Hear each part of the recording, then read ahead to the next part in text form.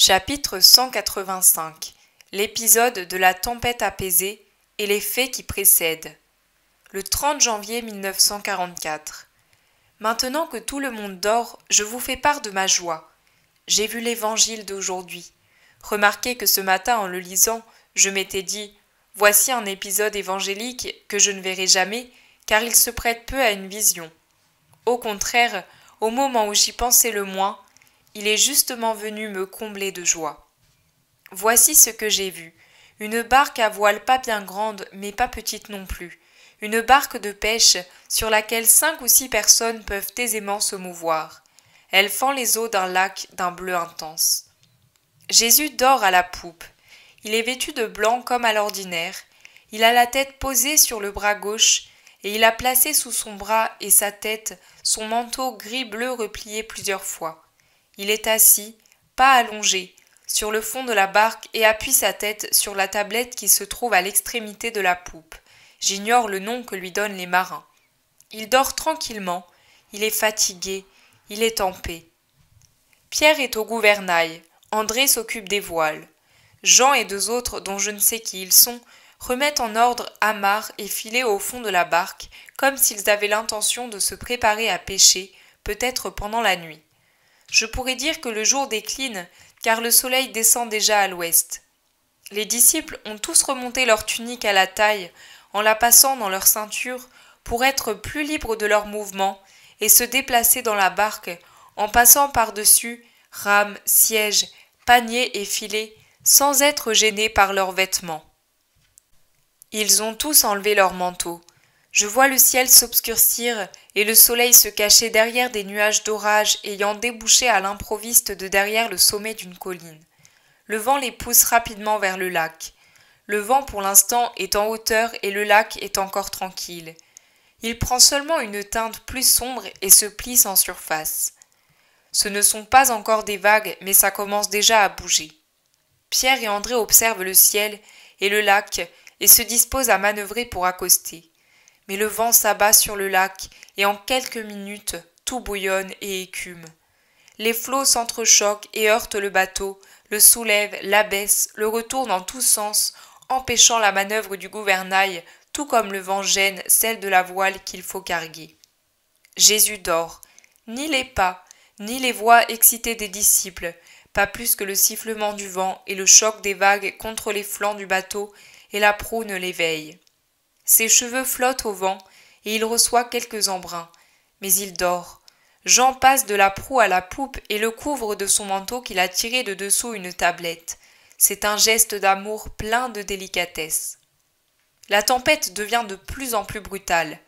Le lac est noir, comme si on y avait versé de l'encre striée par l'écume des vagues. La barque engloutit de l'eau et se trouve poussée au large par le vent. Les disciples peinent à manœuvrer et à écoper l'eau projetée par les vagues. Mais cela ne sert à rien.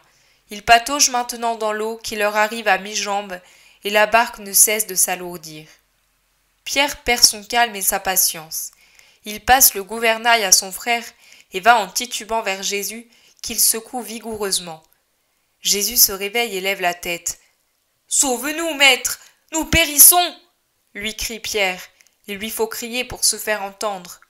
Jésus regarde fixement son disciple. Il regarde les autres, puis regarde le lac. « As-tu foi que je puisse vous sauver ?»« Vite, maître !» crie Pierre, alors qu'une vraie montagne d'eau partant du milieu du lac se dirige rapidement sur la pauvre barque. On dirait une trombe tant elle est élevée et effrayante.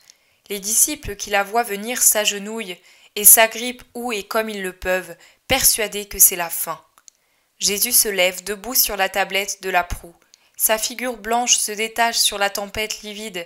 Il étend les bras vers la lame et dit au vent « Arrête et tais-toi !» Et à l'eau « Calme-toi, je le veux !» Alors l'énorme vague se dissout en écume qui retombe sans dégâts. Un dernier rugissement s'éteint en murmure, tout comme le sifflement du vent se change en soupir. Alors sur le lac pacifié revient la sérénité du ciel et l'espérance et la foi dans le cœur des disciples. Je ne puis décrire la majesté de Jésus, il faut la voir pour la comprendre. Je la savoure intérieurement, car elle m'est encore présente et je revois à la fois combien le sommeil de Jésus était paisible, et combien son empire sur les vents et les flots était puissant. Jésus dit encore « Je ne te commande pas l'Évangile dans le sens où tous le commentent. Je vais t'éclairer ce qui précède le passage de l'Évangile. Pourquoi est-ce que je dormais?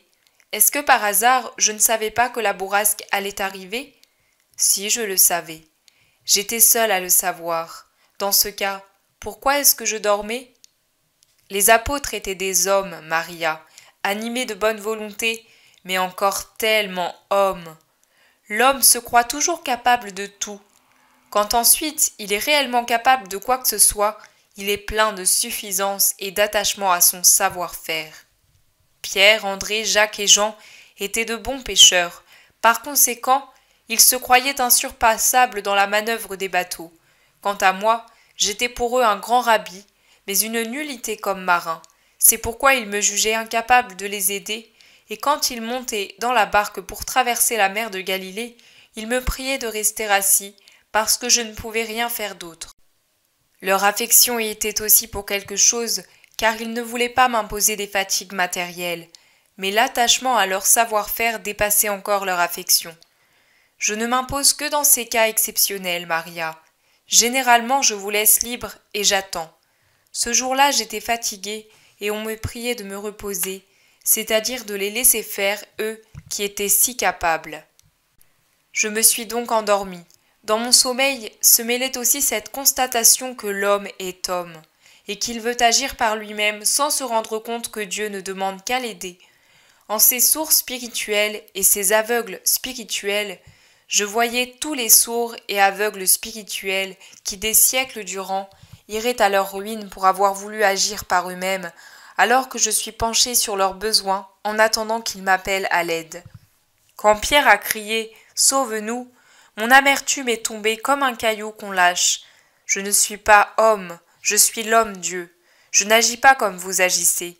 Vous, quand quelqu'un a repoussé votre conseil ou votre aide et que vous le voyez dans l'embarras, même si vous n'êtes pas méchant au point de vous en réjouir, vous l'êtes assez pour rester dédaigneux, indifférent, à le regarder sans vous émouvoir de son appel à l'aide.